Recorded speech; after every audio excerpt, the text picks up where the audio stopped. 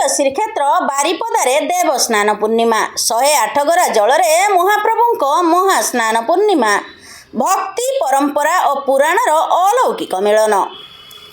आज ज्येष्ठ शुक्ल पक्ष पूर्णिमा तिथि से पवित्र दिवस जो दिन स्वयं पुरुषोत्तम श्री जगन्नाथ भक्तों प्रेम बांधी होई रत्न बेदी बाहरी आसती स्नान वेदी को वर्षर एही एकमात्र दिन लक्ष लक्ष भक्त पाई श्रीजीव दिव्य स्नान दर्शन। आज द्वितीय श्रीक्षेत्र बारिपदा साक्षी पलटि भक्ति परंपरा और आध्यात्मिक चेतनार महामिलन रे।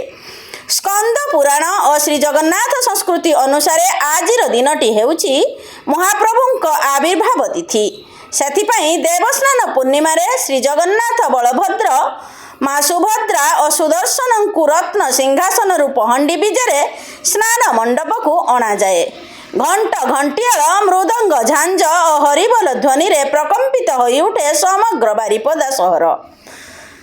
सोना कूअरू संगृहित पवित्र जल को चंदन कर्पूर केसर अगुरु जायफल तुलसी और विभिन्न सुगंधित द्रव्य रे पवित्र करा जाई 108 गरारे महाप्रभुंकर महास्नान करा जाए। शास्त्र कहे एही स्नान केवल विग्रह रे नुहे, यह सृष्टिर पवित्रीकरण धर्मर पुनः प्रतिष्ठा एवं जगतर मंगलर दिव्य संकल्प। महास्नान परे महाप्रभु जराक्रांत होइथांती बोली वैष्णव परंपरार विश्वास। सेथिपाई से अणसर घर को विजे करती एवं 15 दिन धरी राजवैद्यंक सेवा औषध और फलमूल भोग ग्रहण करती। भक्तमानंक पई यह विरहर समय। सही विरह परे नवजौवन बेशरे पुणी महाप्रभुंकर दिव्य दर्शन और परे विश्व प्रसिद्ध रथयात्रा आरंभ हुए। महास्नान पूर्णिमा परे महाप्रभु धारण करिबे गजानन वेश। पुराण अनुसार एही वेश भगवान श्री गणेशंक प्रति श्रद्धा और भक्त गणपति भट्टंक भक्तिर स्मृति को बहन करे। हाथी वेशरे महाप्रभुंक दुर्लभ दर्शन पाई सकाळ ठारू अधीर अपेक्षारे रहिथांती हजार हजार श्रद्धालु। जय जगन्नाथ बड़ ठाकुरंकर जय हेउ एई जयध्वनि रे प्रकंपित होई उठुची द्वितीय श्रीक्षेत्र।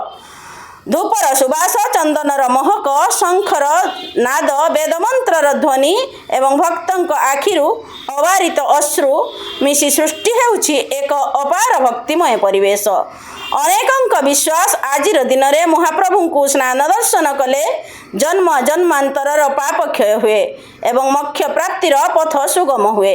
लक्षाधिक भक्तंक समागम को दृष्टि रखी जिला प्रशासन पक्षरु कड़ा सुरक्षा व्यवस्था करा जाइछि। 6 प्लाटून पुलिस मुतयन करा जाइछि। वरिष्ठ पुलिस अधिकारी सेवायत एवं स्वेच्छासेवी माने भक्तंक सुरक्षित और सुव्यवस्थित दर्शन पाई निरंतर कार्यरत रहिछंती। स्नान यात्रा महाप्रभुंकर स्नान यात्रा मोर द्वितीय श्रीक्षेत्र बारिपदार स्नान यात्रा आरंभ होई तीन केतबेले गोटे पौंडी महाप्रभु मैंने आसिक जो जन्मवेदी पहुँचले जय जगन्नाथ। आज महाप्रभुंकर स्नान यात्रा को आम ओडिया गोटे कहते देवस्नान पूर्णिमा। आज महाप्रभुंकर जन्मदिन। आज यही जन्मदिन उपलक्षे महाप्रभु मैंने गटी पहंडी परंपरा अनुଯାयी भोर 4टार प्रथम पूजा पंडा द्वारा मंगल आरती होता। मंगल आरती पर पहंडिया सेवकों द्वारा गटी पहंडी महाप्रभु स्नान वेदी को विजय करते।